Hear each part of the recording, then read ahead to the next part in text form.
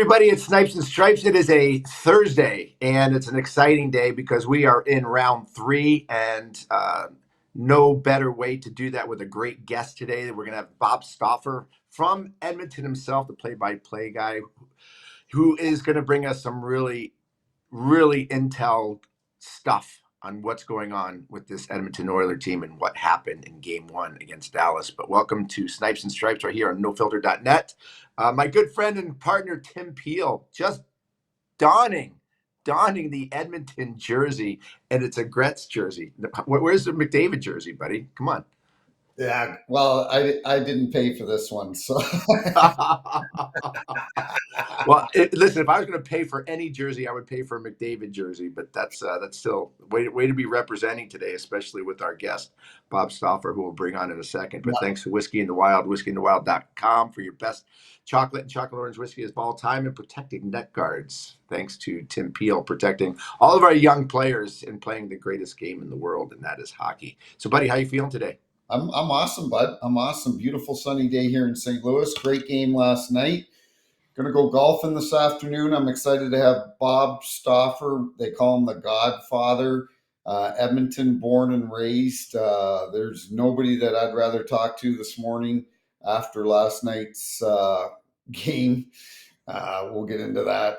Yeah, well, let's bring him right on. He's waiting to come on board because listen, there's no sense wasting time. Let's get to the nitty gritty of what's happening up there in Edmonton. And is it panic time? Is it not panic time? Do they worry about some of the things that's going on in their team? There he is. What's up, Bob? Jeremy, Tim, how are you guys? Good, Bobby. I appreciate you jumping on early in the morning. I know it was a crazy late game last night, but to jump on with us tomorrow, we really appreciate your time, pal. Hey, just before we get to the game, Jeremy, a couple things. Mark Messier was my favorite. I'm 4 years older than you, so I'm a 66 born, and Mark Messier was my favorite player. And in 1990, Game 4, Edmonton and Chicago, unbelievable. I watched that game in Wells, BC. I was in university, and I was my summer job was as a tree planter. And me and my buddies, a couple of whom played in the Western League, we went and we had a rain out. So we got to watch a Sunday afternoon game, and you guys were playing the Oilers. You were up 2-1 in the series, and it was the best game Messier ever played. He absolutely you made it. I remember you made it 3-2, and he scored 2 goals on breakaways in that game, and Wilson got him with a slash, and he gave a death glare to your bench. It was the best game Mark ever played as an Edmonton Oiler, and they flipped the script, Jeremy, in that series. So it was and by the way, thank you for reminding me of one of the scariest hockey games that I've ever was involved in so many different ways. And I will tell you this, it is without question one of the most memorable performances that I've ever watched, not alone just played in, but I literally was in the face-off circle looking at this man's face and remembering I was scared to death. I'm 20 years old. Yeah. And I am seeing a person dictate and control an entire hockey game himself. The way he did. He looked at you, the glares, the things that came out of his mouth, the way that he skated, how he dominated physically. It was one of the most impressive performances that I've ever seen. And he went on to win the cup. And I think that was the game that really just changed the whole mentality of that team in that playoff year. No, you got him back 2 years later. By then, all the the Oilers, Messier moved on, obviously, to New York. And that's a fourth straighter. Yeah, you guys played him in 92. And I remember Game 1 was in Chicago. And I think, if I recall correctly, you were +6 in that game. You guys routed them. I think it was like 8-2. But I remember Game 3 back in Edmonton was the one game they played you guys pretty good. Yeah. And they were on fumes by that point, right? Like they had lost. Is that the game I scored in overtime? You got the overtime winner. And so, but and of course, you guys, speaking of going on a run, were you not down like 2-1 in the opening round and you won like 11 straight games that year? 11 straight. And it was a record until Pittsburgh swept us in the final. Right. They went 11 straight. So 2-11 in the same 11 year. game winning streaks in the same playoff year. It was amazing. It was And absolutely amazing. by that point, so you were 20 and 90, you were 22 obviously in 92. I would make an argument you were one of the 5 best players in the world. Like I think that was your first 50 goal season. So that is right. That's correct. You were a hell of a player, and we knew, like, I grew up in Edmonton and played for this. I was not good enough to play in the WHL at 17. Was not good enough. My center in Edmonton, Guy Godowski, is now the head coach at Penn State. I remember we were watching the Oilers practice in 1982, and Messier and Lowe were doing a one-on-one compete drill and beating the living snot out of each other. Really? Oh yeah, just full on, ultra competitive. Giving each other sticks and cross checks and slashes. And Guy looks at me and he goes, "Is this what it's going to take?" And we just started laughing. We're like, so, but the tempo and pace that the Oilers practiced with back in the 80s compared to a lot of other, now that's how everybody practices now, but back then that's not how everybody practices. So, but you had your run there. I think you had back-to-back 50-goal seasons, and there was a time in which you guys were dangerous, and you were a big part of that. But for an Edmonton kid, Mark Messier being from St. Albert, of course, Troy Murray's from St. Albert, just watching what Mark did, and sorry to bring it up, but I had to. No, but I love it, because when people ask me who is the hardest person or the best player that you've ever played against, Mark Messier is my answer, for all the reasons that we just talked about. Obviously, the numbers and the goals and all that stuff. You got Mario Gretz, or you can say that, but in terms of the whole picture. In terms of the intensity, the intimidation, the talent, the fierceness, the physicality, Mark Messier, to me, was the most intimidating and hardest player to play against by far. Awesome. Yeah. Nice jersey. Thanks, buddy. Yeah, little Gretz jersey. JR, I think Bob knows more about you than I know about you. I love it. I was excited. I was excited to have him on for many, many reasons, but to bring back some great memories like that, it's just that it's really a pleasure. And you mentioned something, Bob, which kind of sparked me, because we've been having this conversation about the game today and watching the Toronto Maple Leafs get beat 6-1, 6-1 in their building to get closed out. You talked about Lowe and Messier going at it in practice in 1982 and just beating the tar out of each other. Is that what's missing in players these days? Well, I mean, I think every team's different. Like, I think part of what's worked against Toronto, and I want to make a lot of excuses for the Maple Leafs, because, I'm in year 17 doing color for the Oilers. And then I've hosted a show in Edmonton for 22 years now, right? So on top of doing the color for the last 17 years. And, I did the Alberta Golden Bears for 13 years before I did the Oilers, right? Wow. So I've basically done 2 teams, and Alberta was dominant. Those 13 seasons, they won 6 national championships. They went 10 years without losing to an NCAA team. So they had good teams. But I bring this up because I think players are different, but I think each team is different. And I think the makeup and composition of teams is different. And I also think who you play matters. And so I'll give the Leafs a little bit of a pass for one reason. They're playing in the toughest division.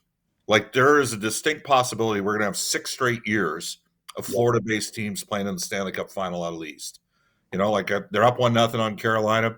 You never want to write a team off. It's a best of 7. It's not a best of 1. Florida looks pretty good. Now, going down 6-1 back-to-back home games, that's disheartening. Right? It is disheartening to watch, and I understand the frustration and the exasperation in that market. And I'm going to throw you a stat right now, right here. So the Maple Leafs core 4. Zach Hyman came to Edmonton 4 years ago, signed the deal. He has 33 goals as an Oiler in the playoffs. He has more goals in those 4 years combined.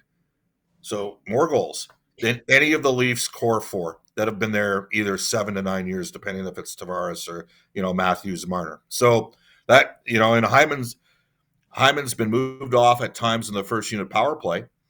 In the playoffs this year for Edmonton, Corey Perry supplanted him in that role at times. But Jeremy, he's leading the league in hits because he alters his game to, and Dallas played the heck out of their top 4 defense last year. He was one of the guys in on the forecheck that was pounding their D, trying to win that war of attrition, because it is a best of 7. So there's an illustration. I look at a guy like Hyman and what he's willing to do to supplement the Oilers stars. Obviously, McDavid and Draisaitl, I'm lucky. Like I've grown, I'm from Edmonton. I watched Gretzky and Messier and all those other guys. Peter Zosky wrote a book called The Game of Our Lives. He was a Canadian-born. He hosted a show called Morningside on CBC, and he covered the Oilers just before they flipped it in 1980-81. So the year they beat Montreal in the playoffs. And he talked about osmosis, about all the, other Oilers players getting great because they got to practice with Gretzky. But part of it was how Slats had the tempo of a practice and the pace, and those guys were getting better because of what they were doing in practice.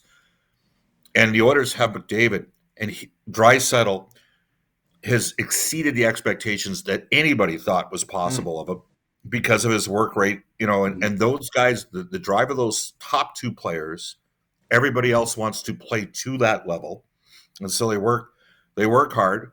They're committed. And this team is maturing. They didn't have a great performance last night. That happens. It is a best of 7, not a best of 1. But I look at Toronto, and I don't know if their best guys drive it come crunch time. I think there's a fair argument. Great point. It's a very fair. Yeah. Right? Whereas you can't deny what Connor and Leon have done. They're second and fourth all time in points per game in the playoffs. End of discussion. Yeah. Like I would argue Lemieux is probably the best one-on-one player of all time, in terms of maybe the most gifted at that size and that skilled. Connor's right there with him in points per game in the playoffs. Yeah, it's a great question. It's a great comment, and I think it's true. And my question to you is how much more? And obviously, talent is very important in that stat, but how much does the actual grit and determination and the desire and the will not to lose? How much greater does McDavid or Draisaitl have of that over, say, a Matthews or a Marner? Yeah. Well, I think, and again, I think that the Oilers not playing in that division, maybe in a couple of those years, maybe helped them a bit. But the reality is, Edmonton's. It's really been the last 4. Like those guys have over 100 points in the last 4 years in the playoffs.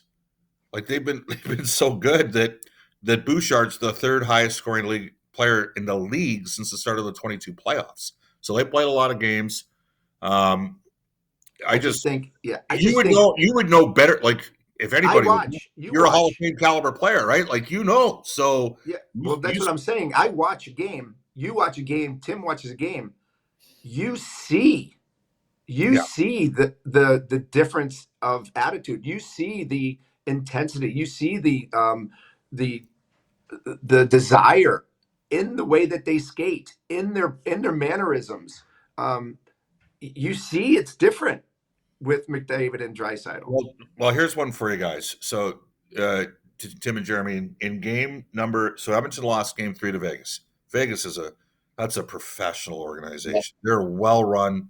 Yeah. Excellent coaching. They got a great GM.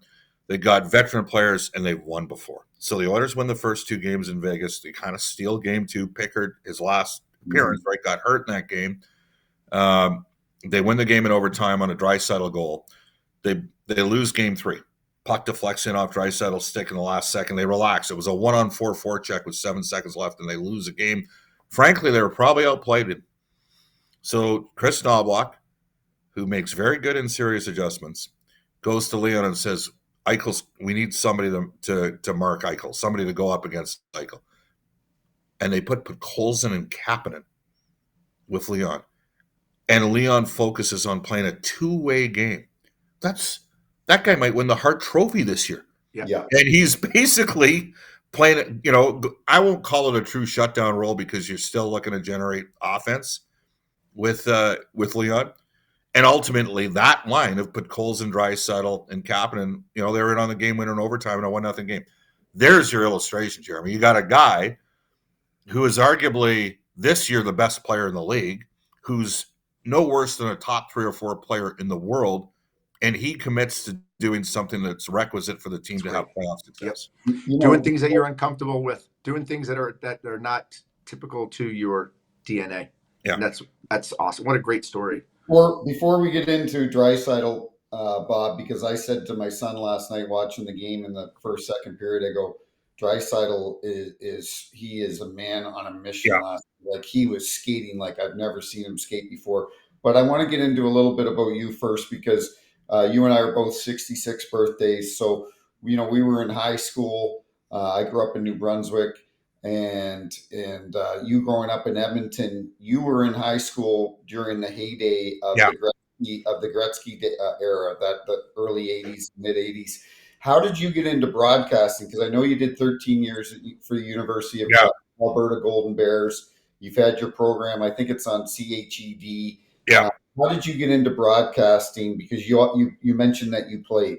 Yeah. Well, I knew, like I could score a little, but I wasn't at 17, 16, 17. I was physically mature enough. Like I was 5'11" and 185 at 15. But I didn't have the mental maturity. I didn't believe that I could improve as a player. So I played in midget AA at Edmonton for the Southside Athletic Club. Our coach, Stu McGregor, was later the Oilers' head amateur scout. Yep. Okay. So, but I did not play after that midget AA year. And could I play junior A? Yes. Was I good enough to play in the 14-team WHL at that time as a 17-year-old? I maybe could have. I certainly could have gone to camps, and I would have had the crap beat out of me because I would have been dumb enough to sit there and thought that I could, like I played against, God rest his soul, Todd Ewan. Yeah. Like Todd Ewan, Emmanuel Viveros, those guys were in St. Albert, and he was the best player in Northern Alberta. He was a better player than Brian Benning when he was younger. Todd was a really good, and this is the great misnomer that people have. I bring up Todd Ewan and I go to our players. One guy all time to drop Bob Probert in a fight. Flat out dropped him. He was tough, man. He was tough. Proby came back in and beat him in the same game. Well, when I grew up playing against Todd, he was their best forward. Like he was a really good player that went off to the Western League. And at one time, Todd Ewan and Berube were playing with Cliff Roenick. So what a line that is. Cliff, I think Cliff was the safest guy on the planet, but because those other two guys could chuck him. So I realized that I pretty much knew I wanted to be a broadcaster even at like 12, 13.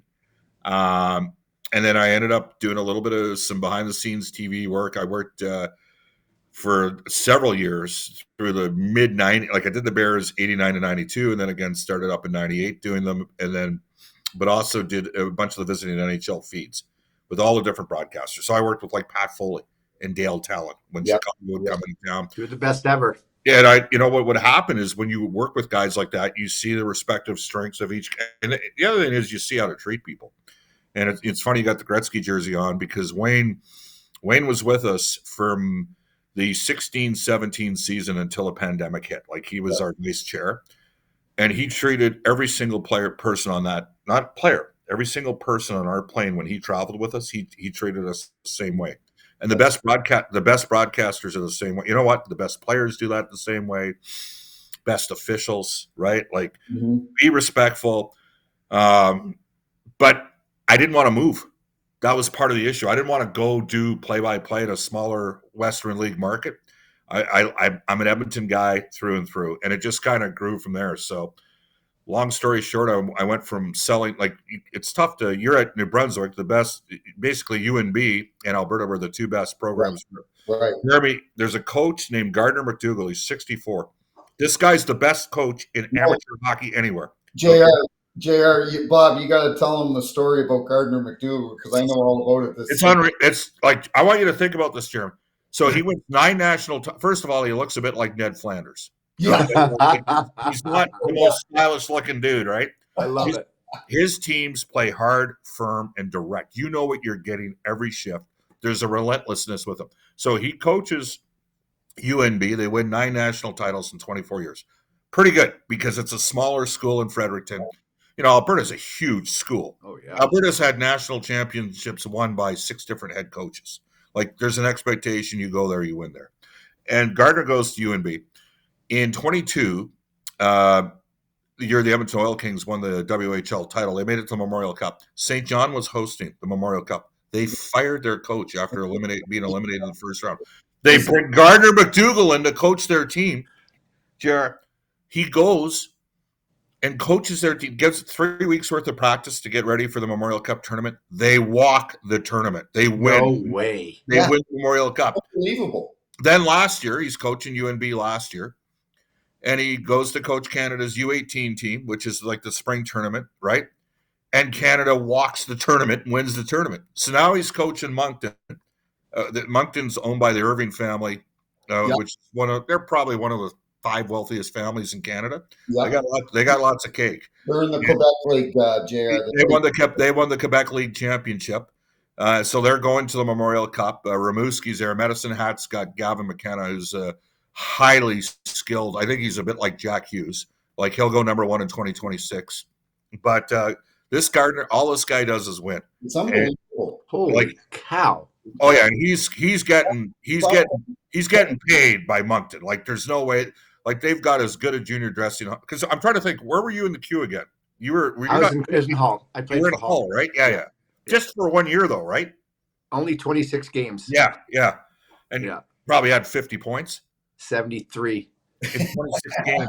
Well, that's the queue. I mean, did you know that 1 year in the queue, the Sorel Blackhawks in like 73, 74 did 3 guys with 200 plus points? Wow. Amazing. Like 3. Like, okay, Lemieux had like 280. Well, that's Mario. But they had like 3 guys. Only one of them played the NHL. Like, it was crazy. Insane. It's insane. Yeah, it was a short stint for me. Bob, you got to think McDougall's either Moncton keeps him or doesn't a team hire him in the American League to start off? Like, this guy is unbelievable. It's the way his teams play. They play the way you want your team to play. Right. You know what? The best teams, this is who we are. This is how we play. Stop us.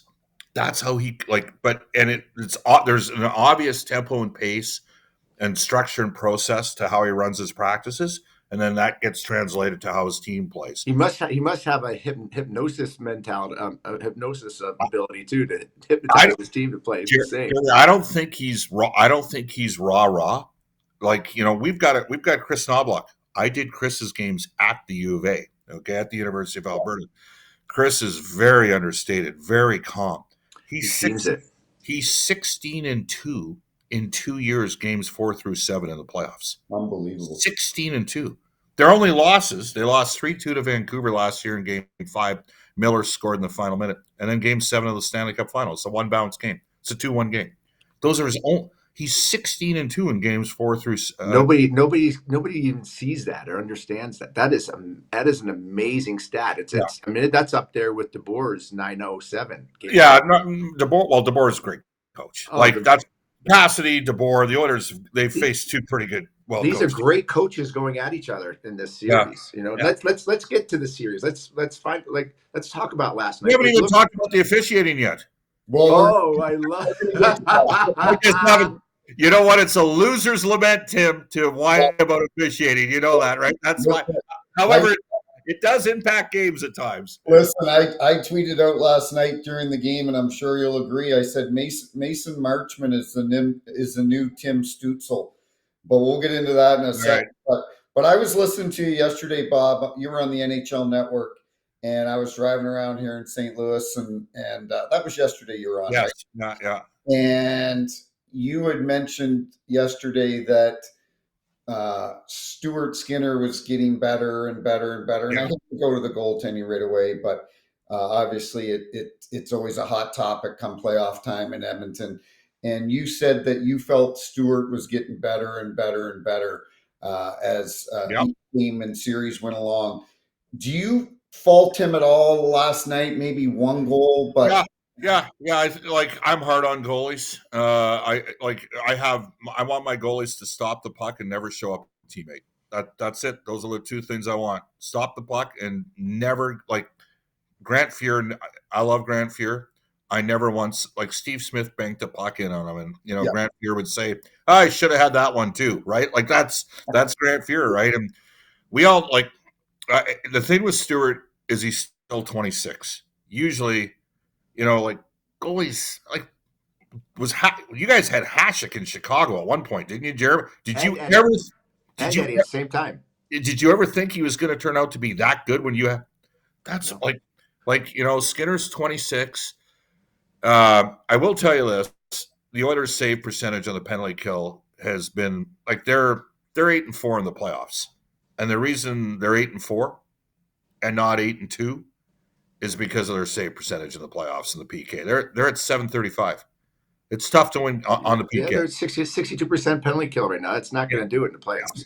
And they're not stopped. So if you want to run through the specifics, like breakaway, the Sagan goal, that's a guy that guy can score goals. So sometimes the shooter makes a good play too. The first power play goal that they scored, Janmark's got to front the puck. You're in a defensive support role as a player. You're really he's a fourth line left wing that's having to play center right now. Well, I would say Skinner at that point when you're getting a shot and you got to battle to see a puck. I don't know why he's leaning to the inside rather than leaning to the outside. And good point by you. But I thought Janmark had a chance to eat the puck there. Like 100% did. He kind of, to me, it looked like maybe there should have been a little bit more concerted effort. Wallman took away the lower half of the net on the rocket from Granlund. Granlund got all of it. Can he do that 9 times out of 10? I don't know. Good shot. High glove. That's the scouting report on Skinner. That's where you go. The fourth one, Stetcher gets Johnson got decent positioning on Stetcher. It's in the fray. Some of the fans were complaining, well, it's a stick. You got to fight through that. That's all there is to it. And there's when Stewart's on his game, he's looking symmetrical, and he's a big man, and he looks big. And when he has tough moments, he looks a little small. That said, the Oilers aren't paying a lot of money for their goaltending, $3.6 million combined. The guys had some decent stretches. He tends to get better as the playoffs go on. And it's a best of 7. It's not a best of 1. I expect him to bounce back. He's going to have to because Pickard's not even on the trip. So he's clearly not an option for game 2. And if he's not on the trip, you know what that means, likely for game 3 and game 4. Yeah, it's impressive to watch this team and the resilience of their team. And I would love to be in their morning skates in the locker rooms having a conversation about last night because what's their mentality? They feel they're going into third period up 3-1, feeling pretty good about winning this game. The frustration, is there confidence? Is there concern for certain things that they're going over? Obviously, I see McDavid now in watching some of the past, I think, whether it's the television shows and watching his vocalness in the locker room. What's going on around the team? So here's what I'd say, like Jeremy. Like I'm a broadcaster. I am on the plane. I travel the team. I'm at every practice. I do a 2-hour daily show. I do get a chance to talk to the guys, but I am not in the room at all. Like, you know what I mean? Like and that's one where I say, when media guys sit there and say, well, I know what's going on with the team. Like when media guys do that, I'm always a little bit reluctant to. I'm like professional and with respect. Okay, yeah, but it's still their room and it's still their place. And when we're on the plane with them, that's their plane. Yeah, we're along for the ride, right? Like we're in support roles. What I would say is you can always read and view what they say. So last night, Draisaitl referred to it as it was not a mature performance. Okay. Wow. That's a strong, that's pretty awesome right there. I like that. Yep. Okay, and I'll give you another one. So they beat Vegas 1-0. Vegas is a tough team, right? A team that plays straight zone defense, well coached, structured. They layer up. They're a hard team to penetrate because they got big, heavy, tough defense. They got 3 defensemen that can really move it. The Oilers win back-to-back shutouts, and Connor gets asked after the game about the defense, and he got frustrated. Yeah. And then they brought it up with Leon a couple days later in Edmonton, and he made a point of, we're down this narrative again. Conversely, we had a conversation with Connor in Edmonton Saturday or Sunday, and we talked about special teams and the power play. And he said, the power play will be better. Our power play will be better. I circled back to Connor when we did our availability here in Dallas when we landed, and we did the conference availability. And I said, look, the advanced analytics on the power play are pretty good. Like the expected goals for the Oilers were 0 for 14 going into last night's game on the road in the power play in the playoffs. They were 6 for 10 at home. Okay. Mm-hmm. And you guys know the degree of luck in hockey, right? It's of the major professional sports, luck plays the greatest factor. So I said to Connor, well, the expected goals, nope. We were not good enough on the power play against Vegas. We have to be better. Like he took total ownership. Mm-hmm. Our group, we need to be better. And I think that, so when Leon says last night was not a mature performance, that to me is like the top guys know we got to take more ownership. We got to be better, and we got to help. We've got higher standards for ourselves as well. Nobody's sitting there saying that guy needs to be better. It's we need to be better. And they're the guys so they're sticking up for the team's defense and the goalies. But conversely, when it comes time to talking about the power play, they went 1 for 3 on the power play. Right. But they had a couple like 3-1 game last night. They had the power play. They score there. It's a 4-1 game. Maybe it's a different feel heading to the third period, 4-1 than 3-1. And then when Dallas made it 4-3, the Oilers got a power play and couldn't get the equalizer. So I know those guys, the way they're driven. I know enough about them to know that they're going to push and try to work at that craft on the power play because it's clear it's going to be a factor in this series. I personally, I think Edmonton this year, Bob, is a better team than they were last year. I really do. I think they're deeper. My buddy Evander Kane, I'm watching him skate last night. He could barely skate last year in the playoffs because of that hernia issue that he had and so on. He's been so effective and so on. Kulak and Wallman have played well, but I wonder if and better than JR and I that they're saying Ekholm's going to get back for game 3. You get Ekholm in that lineup on the penalty kill. I think it's going to make a big difference. Well, they haven't had, so, it's interesting because all year Stan Bowman talked. We got to get the forwards the puck. So he said, he goes, when I look at this team, we need another guy to help get the puck up the ice, and you guys know the game. Like it's about transitioning the puck. It's not about transporting the puck. The puck does, the best players know the puck does the work, right? So he went out and took a swing on Klingberg, and I'll be honest, I kind of was like, is this going to work? Like they don't have a lot of cap space. What if this doesn't work out here? And then the Wallman trade came out of nowhere. Like I have Frank Cervalli, Elliot Friedman, Pierre LeBrun, Brian Lawton, all on my show. None of those guys, to my knowledge, had heard a lot about about Jake Wallman being available. So Wallman comes in. The problem is the Oilers weren't healthy in the final 14 games of the season, right? So they went 8-5-1 in the final 14. In not one of those games did both McDavid and Draisaitl play. Right. They played Dallas without either of them. Outshot Dallas 44-24, almost came back from a 4-0 third period deficit. Lost the game 4-3, had a chance at the end of the game. But starting in game 2 against LA, they started to get a little healthier. That's when Kane came back in and Klingberg came in. And but we haven't seen him with Ekholm. And Ekholm is their best all-around defenseman. Sure. Tim, I don't know if we're going to see Mattia. He is with the team, which is a good sign. Maybe there's a chance he plays game 3. I think for sure if there's a game 5, and at this stage, if you're an Oilers partisan, you want there to be a game 5. Yeah. I think he surfaces at some point, but make no mistake, he is Edmonton's best all-around defenseman. Yeah, I've always been impressed with him. Going way back early with Nashville, watching him play. He was kind of that support system for Yossi and allowed Yossi to become the offensive player that he was because Ekholm can do it all. And he's mean and he's big and strong and he's smart. So I personally hope he gets back in. I'm a big fan of his. And you talked about this leadership is what Corey Perry's doing right now. Oh, man. Is he's kind of been rejuvenated, and the way he's playing, scoring goals, and obviously winning a cup, being the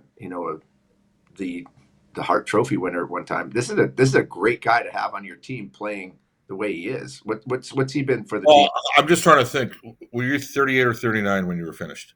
I was 39. 39. Well, he just turned 40. Mm-hmm. And you could skate like the wind. Like, you could skate. You're an aggressive player, but you could skate.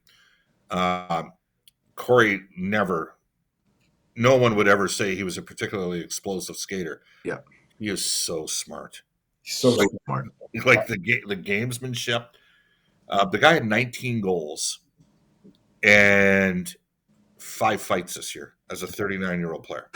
At least 3 of the fights were when the Oilers were flat. They needed to pick me up in the game, and he went out there and created a little bit of momentum. Our fans used to hate him. Okay, like, he was the guy. The Oilers went up 2-0 to Anaheim in 2017, and they were up 3-0 in Game 5 in that series after the Ducks tied it 2-2. The teams won on the road through the first 4 games. Edmonton was up 3-0 in Game 5 of 2017, and it was Perry that scored the game winner in overtime to give Anaheim a 3-2. Edmonton came back, pounded the Ducks 7-1 at Edmonton, and then lost 2-1 close game in Game 7. But Corey Perry just, he literally ran the Oilers show during the, when Edmonton was seemingly in a perpetual state of rebuild. And they love this guy.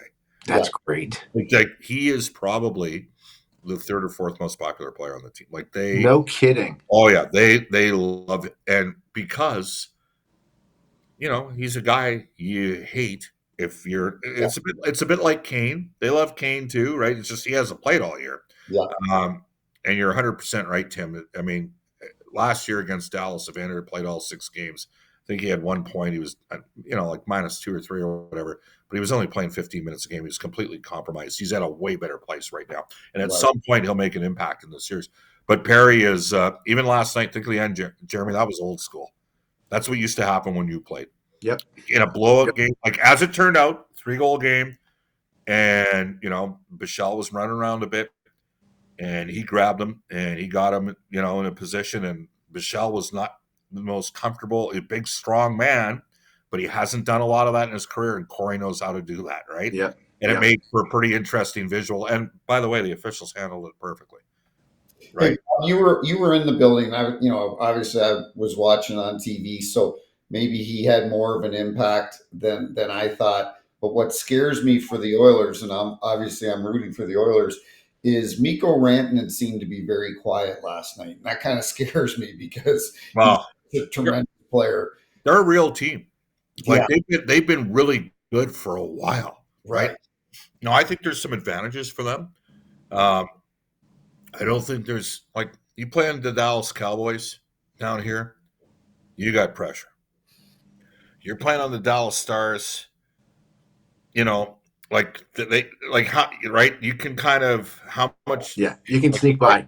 You're in a Canadian, like, not that I totally buy what Marchand and Tkachuk were saying. I thought that was interesting, but there's a degree of truth to what they were saying, right? And so nobody's sitting there banging away on a relentless day-by-day basis. Like, they lost 8 straight games down the stretch, Dallas.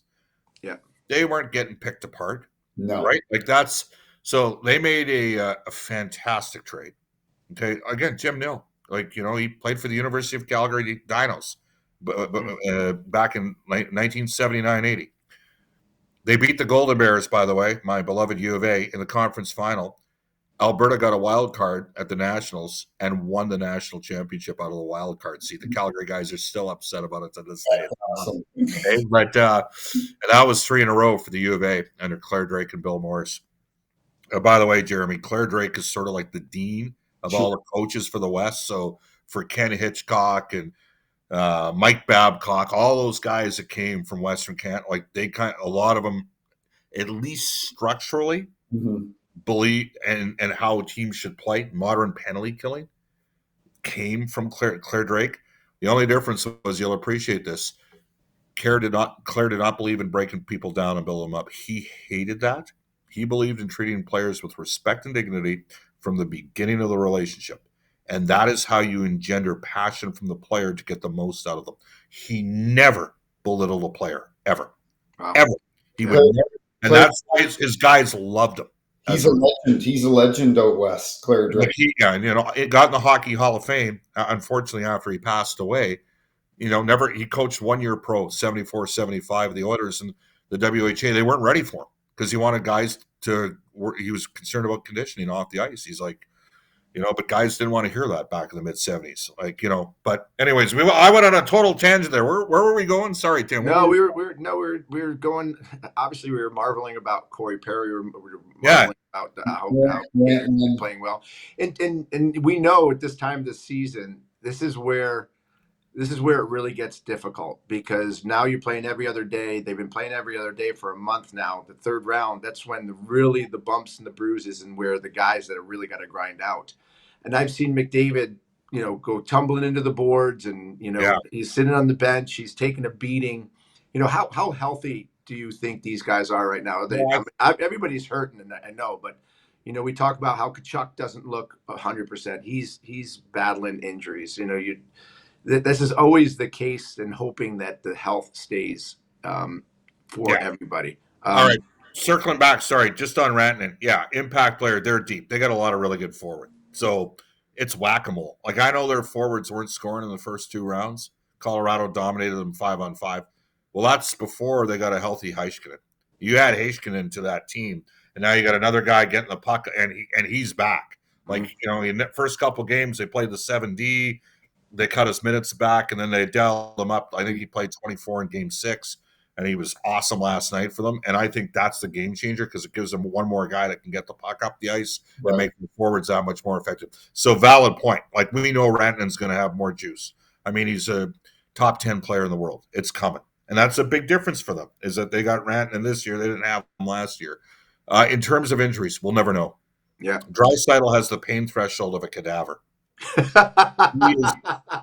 Jeremy, he played like he got against LA Game 6 and 22. I didn't like it. Anderson came from behind him, got the foot behind his ankle, and wrenched him back, right? Like, if you're an Oiler partisan, you're thinking he slew-footed him, or a version of a slew foot. It was a takedown. The next morning, I see Leon, and he's hobbled, and he just looks at me, and he's like, "Hey, man, I'm playing." Like, don't even, like, what? Right? Like, I see, he's like, "I'm playing." He doesn't ever talk about it. Then he went out against Calgary and had 17 points in 5 games. Unbelievable. On a high ankle sprain. Jeez. They had to play him on the wing, because he didn't have the same explosiveness. So they moved him to Connor's wing, and he had 17 points in 5. He had 3 points in every game. Like he's just. I remember that. Like, he is, and those guys, they'll never let on, like, when they're hurting and when they're not. They're like Connor's rookie year, he gets, he careens into the boards, serious shoulder injury, gets up, skates off, doesn't know, like some other guy, you know what I mean? It's just the way they're wired. That's just who they are. And it's a great way to put it. And I think that's what goes back to they're so unique. That's how they're wired, and it's so impressive. It makes me like them even more listening to your. Could you imagine being a kid from Edmonton? I got to watch Wayne Gretzky and Mark Messier, and now as a broadcaster, right? I've got to watch, Connor and Leon. And I'll tell you the story about Leon. His coach in junior in Prince Albert was Corey Clouston. Corey played for the Alberta Golden Bears. Okay. So I asked Corey, about another kid on the team. And I said, hey, this guy, how good of a player is, he's got like 30 goals playing with Draisaitl in Draisaitl's draft year. And Corey looked at me and said, Staff, how much do you weigh right now? And I'm like, I don't know, 235. He goes, you'd have 20. He goes, you'd have 25. I'm like, that's how good. And then he said to me, and I quote, Leon Draisaitl is going to be a way better player than everybody thinks. And he was right. He kind of came out of nowhere. Didn't he spend a little time in the minors? They sent him down to the minors. They should. You know what? I vehemently disagreed with that decision. Yeah. I had an animated conversation with Pete Chiarelli and Scott Housen about that at that time. But yes, he went down at the start of the Connor's rookie year, 15-16 and season, and then actually around the time that. There were a couple injuries, and Connor got hurt against Philly. But Leon came up, scored 2 goals in his first game back. Never stopped that. But I'll never forget what Clouston told me. He said he continuously works at his craft. He's got Bob. Everybody thinks he's a playmaker. He can, he's a passer. He goes, he can finish. You Mhm. can keep the puck. And, him and Ovechkin are the only guys, and Matthews probably has as good a shot as anybody, but Draisaitl is the only guy in the league this year to get 50. And it's the You fourth. know, that's the biggest thing that I see, and I grew up a Toronto fan, growing up in New Brunswick. But that's the biggest thing that I see, Bob and Jr. is the leadership group in Edmonton compared to the leadership group in Toronto. Where after Game 7, Matthews and Marner both said we have too many passengers. Instead of saying Matthews should have said I need to be better in the playoffs. If he had said I need to be better in the playoffs, he would have garnered a lot of respect from people over that. But I see the complete difference between Leon and Connor, where they take ownership if a team loses, and I don't see that in Toronto. Now, I will say, like, you kind of, when you're around a team, and again, this is year 17 for me with Edmonton, you're around a team, you care about the players. Like, Yeah. I care about the guys even after they leave. Like, I Right. want to see them do well. I will reach out to a player if they're out for a while. I'll never ask them for an update. I just want them to know, because the player is often most vulnerable when dealing with an injury. And their guys are important parts of the team. But you end up caring, right? And it was that Game 7 loss to come back from 3-0 down against Florida and to push it to a 7th game and to lose 2-1. And it's an even game. And if Kulikov doesn't pull the puck off the goal line in the second, and right, the Oilers are up 2-1. But you can't help but have empathy when you watch a team go through what Edmonton went through from a 2-9-1 start last year. And the other thing you learn is you never quit on your team, Right. because they don't quit, Mm-mm. right? Like they've won 9 playoff series in the last, since 2017, or they've been behind in 9 playoff series since 2017. Been behind in 9. They've won 7 of those series. That's unbelievable. That is amazing. So and that's back to and just the recent vintage.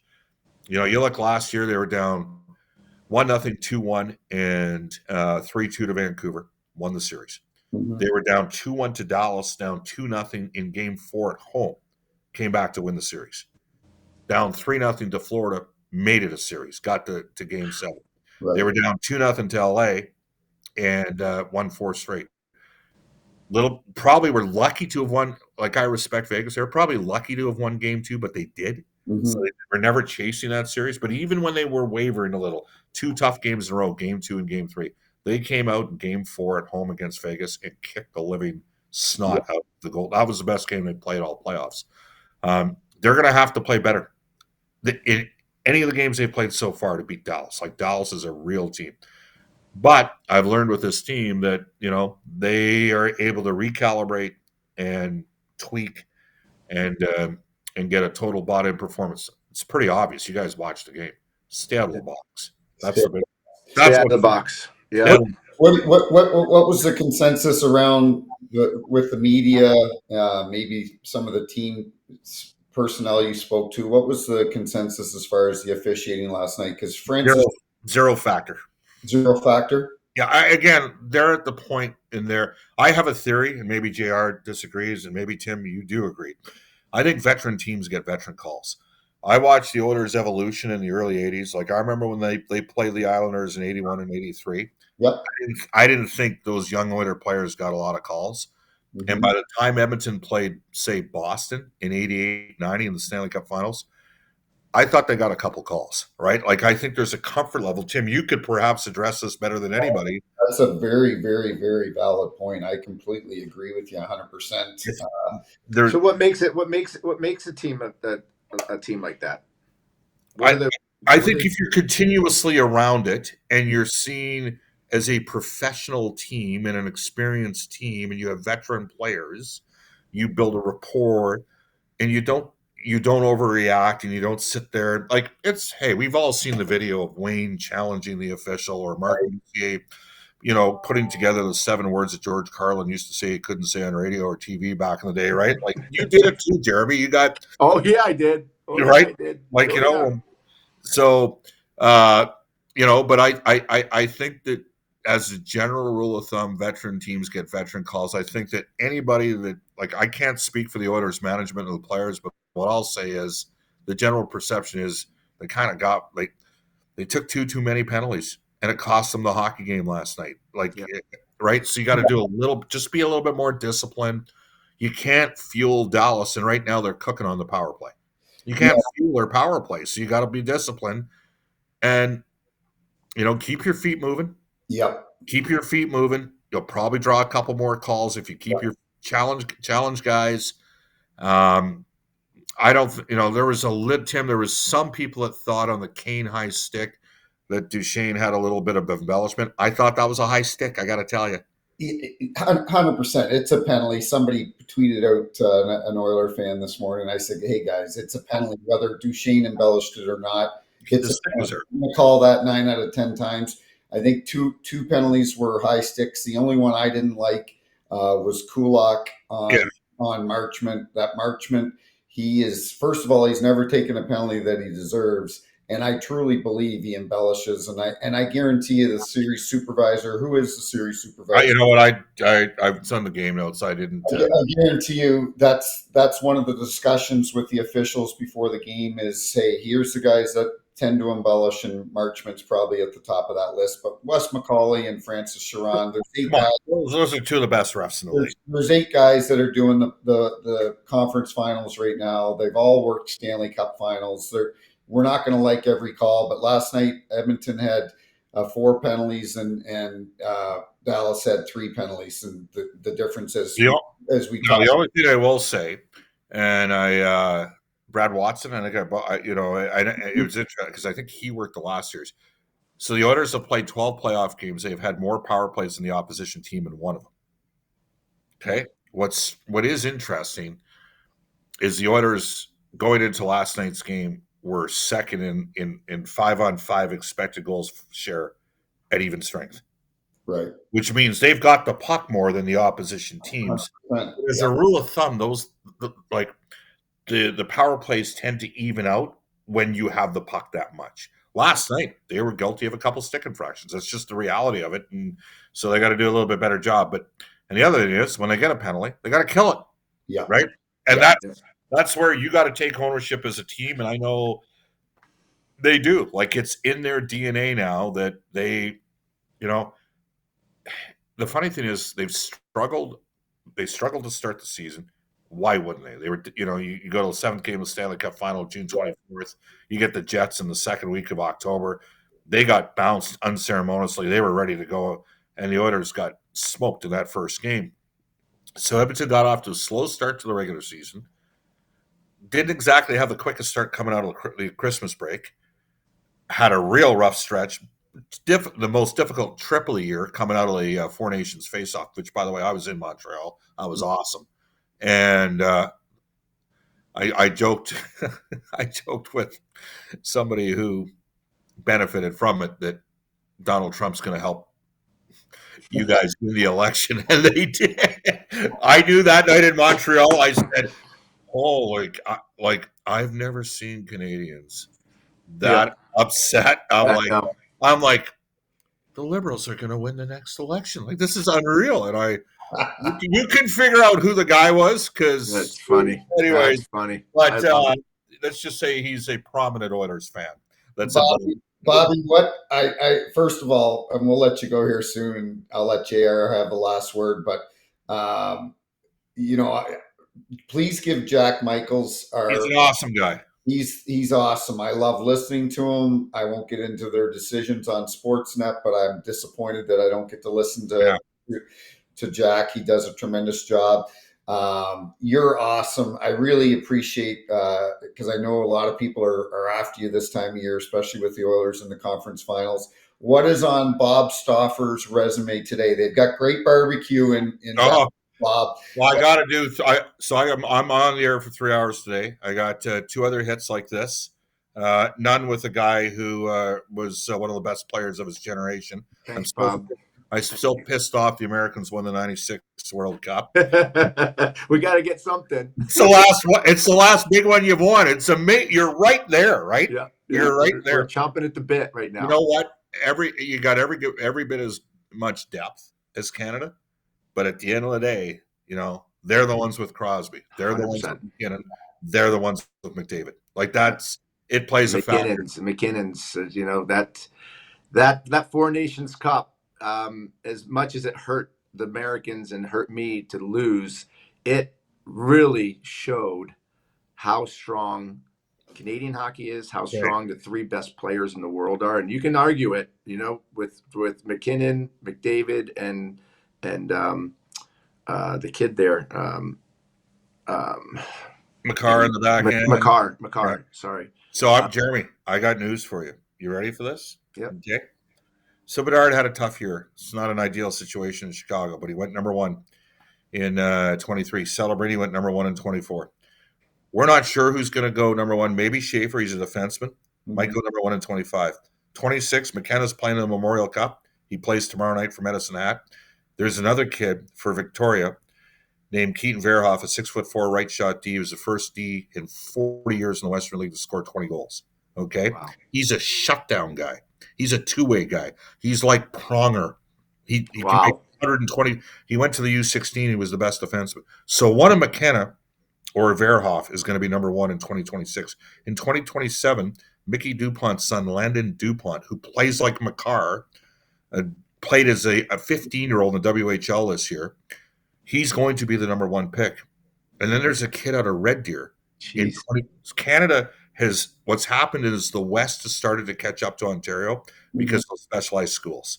So these kids' skill development is, now, I'm not saying they all stay in the West. Some of those kids are going to go to the NCAA at like 17. Like those schools are pitching hard to get these kids in their draft years into their programs because that's how good these players are. Wow. But Canada's going to have, it's the most competitive, the best and most competitive kids. I love it. They play hockey in Canada, right? That's what they do. They don't gravitate from other sports. They play hockey first. Hey, Bob, listen, you don't have to convince me because I was an American that played like a Canadian. So amen to that, baby. I hear you. That's why we loved you. Yeah, but Bob, I can't thank you enough for coming on. It's sure. I could listen to you all day long, and obviously love listening to your play-by-play. You're one of the best in the game, and I appreciate all those kind words on my side. My gratitude. I wasn't too kind when you scored in overtime in Game 3. That's okay. I put a litany of I'll forgive you for that one, but it's all good. I really appreciate you. You're the best, and enjoy this round. It's going to be a lot of fun to watch, and both of us are envious that you get to watch those two guys play on a nightly basis. And we wish you the best because you are the only Canadian team left in the Stanley Cup, and I would love to see a team from Canada win the Cup again, to be honest with you. So that would be great.